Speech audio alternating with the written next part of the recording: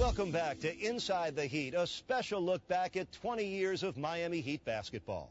Once the franchise was awarded in 1987, the NBA mandated that there be a minimum of 10,000 season ticket holders. Pauline Winnick, one of the first vice presidents of the new franchise, played a major role in that task and in the startup of Miami's new NBA organization.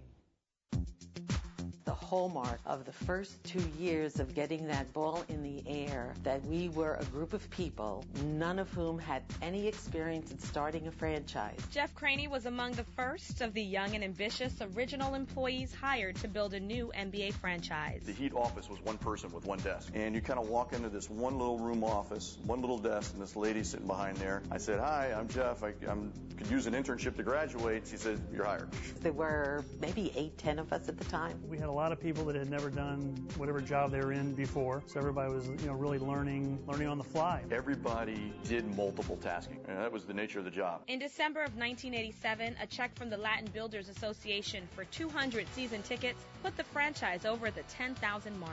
Wow, we're going to be able to get to see Larry Bird and Magic Johnson, and all these great NBA greats are going to be coming into our backyard. With an arena finally built and fans on board, a contest was then held for a team name and logo. Manatees, tropicals, tornadoes, a heat wave, just some of the names that stick out, but Heat came through as the name that we all more identified with because of the area geographically. So the name had already been chosen. The logo was still up for grabs. I can remember being, as an intern, there being a ton of entries about the logo. Basketball with sunglasses, seemed to be the biggest thing. But I remember walking into Ted's office with some 2 managing partners, and Ted looked at the assortment of logos, and he said, "That's the one." And he picked the logo that is the current logo. As the franchise gained momentum, it was time to begin building a basketball team. To lead that process, the Heat hired Stu Inman, an 18-year veteran in the NBA, to be its first director of player personnel. We would like to get a couple of men who were veterans, who were exceptional people. They also brought in Ron Rothstein as the franchise's first head coach. Okay. Rothstein was a longtime assistant coach under Chuck Daly in Detroit and was given much of the credit for the team's stifling defense. The only thing I can say is I'm thrilled. I'm excited. I'm glad to be here. And I can't wait to get to work.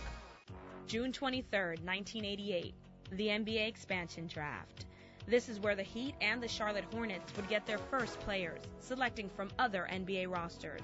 It was a process that delivered veterans Billy Thompson, Scott Hastings, John Sundvold, and Pearl Washington to the Heat's first roster. We like the position we're in right now. Just 5 days later, the Heat participated in their first ever NBA college draft held in New York City. Back in Miami, fans had reason to celebrate at the Heat's very first draft party. The draft party in downtown Miami was spectacular. We had at least 4,000, 5,000 people. I remember the fire marshals going crazy. Balloons, streamers, everything. We thought, boy, what's going to happen when we actually win something? It was just very exciting. The Miami Heat select Ron Seikaly from Syracuse University.